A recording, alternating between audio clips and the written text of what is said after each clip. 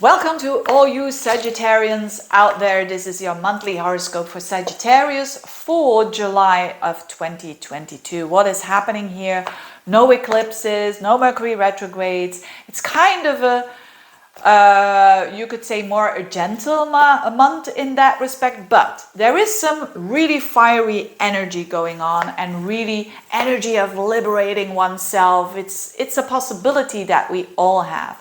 And that is because Mars is the planet of action. It's in Taurus and it's in your 6th house of your day-to-day life, your day-to-day routines, your work, your health. These things can really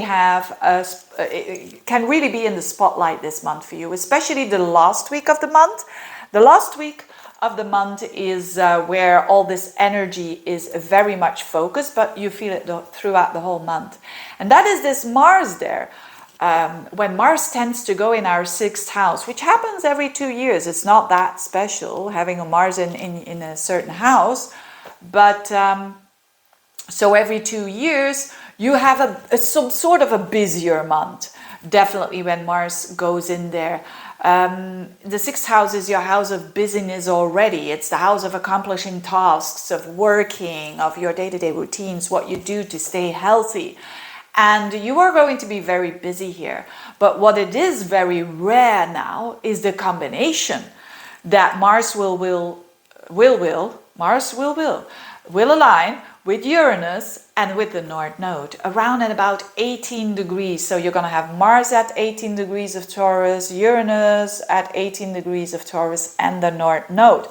And that means a liberation, which is what Uranus is all about. It wants to get you out of a rut, and destiny, because the North Node is your future.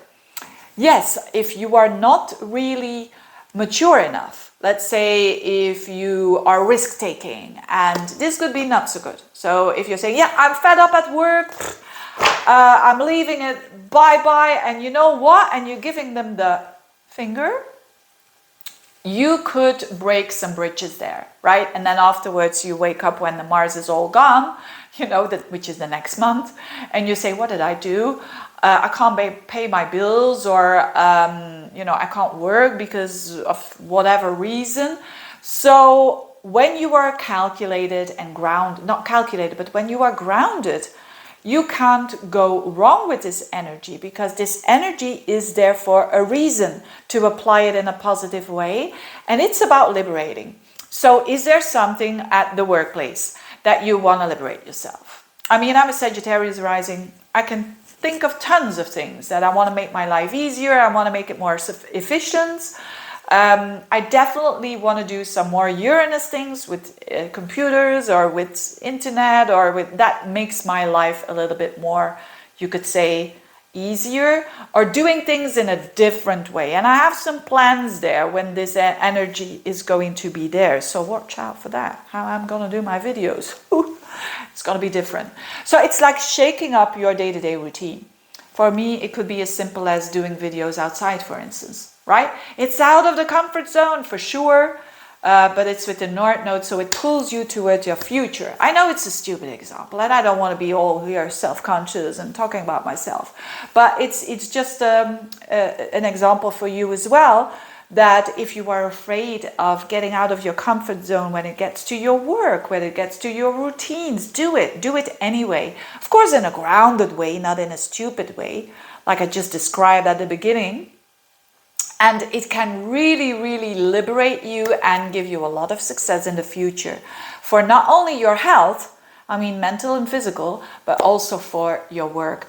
But a lot of people, a lot of Sagittarians will definitely say, I've had enough with the work. Definitely the ones that have been suppressing energy. Mars Uranus becomes volatile when you have suppressed the Mars, right? So if you are suppressing that, try to let it come out in pieces, rather than it bursts out and you're making,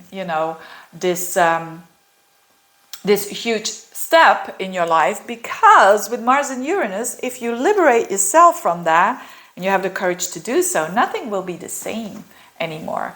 right? So that is, but I think all in all, Sagittarians, they do like that. They are not afraid of new stuff in general, unless you have like a moon in Taurus or something. But they normally do welcome these energies. Now, Venus is going to be in your 7th house, which I also absolutely love. So I think you will do fine on the work office there when you do work at an office. But because of Venus in your 7th house, up until like the 17th, 18th of the month, that is so enjoyable of you interacting with other people. You want to please others, you want to understand others, you want to, even if you're single, you will very much want to be with someone else. It doesn't mean to say always that when Venus is in your 7th house that you're going to get a relationship. No, it means that you want it even more. And instead of craving it, you just loving the fact that you're loving people, and that can attract indeed Venusian kind of people. So very attractive, witty, clever people that you're gonna attract. Well, normally you do that anyways with the Gemini at the 7th house cusp, but now very charming people coming your way. So if you're looking for love, it could really happen in a very, meeting each other in a very, very nice way, in a very charming way. And then Venus goes in the 8th house. Wow, that's even better. No, it's not better, but it's I mean, it's however you want to see it, of course. But Venus in the 8th house is, as from like the 17th, 18th of the month and onwards, can be extremely good if on a positive level, like for intimacy. So that you really have the feeling that someone understands you, that you really have a feeling that you can be, it's in Cancer. Ooh, this is really vulnerable energy. So you could be very vulnerable with someone and someone with you, and that deepens the intimacy.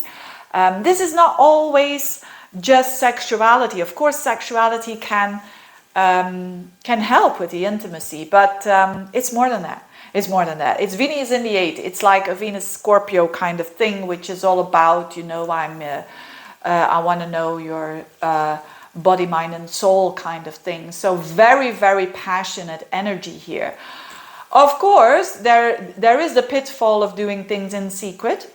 So I'm not going to judge here, but that it's true when Venus crosses that part of your horoscope. You know, there's a tendency to go towards a little bit more secrecy. So know what you're doing when you're doing that.